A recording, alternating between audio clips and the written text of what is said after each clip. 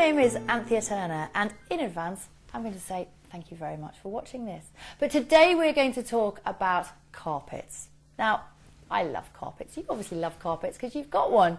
They're warm and they're cosy, but they do get dirty, and that's when we don't love them quite so much. But how do we set about cleaning them? Because, you know, there's so much conflicting information around. Things like, once a carpet is cleaned, it will get dirty quicker. Cleaning will damage or shrink the carpet. You should wait as long as possible before cleaning a carpet. When you get your carpet cleaned, it stays wet for days. If someone in the house has an allergy, rip up the carpets. Now, are these simply old wives' tales, or is there some truth in them? Well,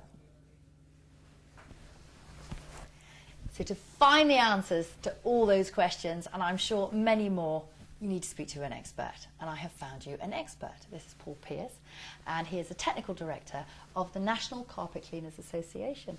Thank you very much for coming to my house. I feel quite privileged. What exactly does this involve? Well, the National Carpet Cleaners is the only independent carpet cleaning association in the UK. And to actually join our association, you have to go through a training programme. We talked a moment ago about all these sort of like old wives' tales and all these things, which I know I've heard a million times, and some, I must think, I thought, well, I wonder if that's true. And I think the one that I always think about is, and I have been told this on many occasions, oh, if you get your carpet cleaned, then it's never the same again. Yes, I've heard that many times. Yeah. Many customers will say that is one of their main concerns. And some of the reasons go back many years. It was 20, 30 years ago. Now we've come along further. We've got tufted carpets. They're actually made in a different way, so they're more secure. Cleaning solutions and equipment is far superior today. We're actually using cleaning solutions that do not leave residues behind. So therefore we don't have that problem of where carpets get dirtier quicker. What's the worst thing that people do to their carpets, especially after we spent so much money on them in the first place? Well, the first thing they do is the lack of maintenance. And in fact, one of the most important things I believe that should be done to a carpet is to actually add a protection to it. So in other words, that saves the day. If a spillage happens, then we can actually buy time to actually get some tissues and towels or whatever to blot it. It aids the carpet. It actually helps the carpet to be vacuumed properly to release the dry soil that's in there. And if there's any spillages and what have you, it safeguards in many ways the penetration of that solution into the fibres of the carpet. Right. What about the? We talked about it as being an old wives' tale, but it's one I must admit that I've always thought, well, maybe that could be true. If you've got an allergy, that you're more likely to exacerbate that if you've got lots of carpets around. Well, that is a wives' tale in my mind, because we actually spend a lot of time in our homes anyway. I mean, and probably the most time is spent, if we think about it, is our bedrooms, because we spend 6 to 8 hours if we're sleeping properly and what have you. So we're actually spending a sort of a quarter to a third of our life in those areas. And I've heard people say, well, rip up the carpets, get rid of them, have hard floors and what have you. Well, even hard floors collect dust and soil. And those soils become airborne on a hard floor very quickly when you walk across them, or even animals and what have you walk across them, they kick them back into the atmosphere.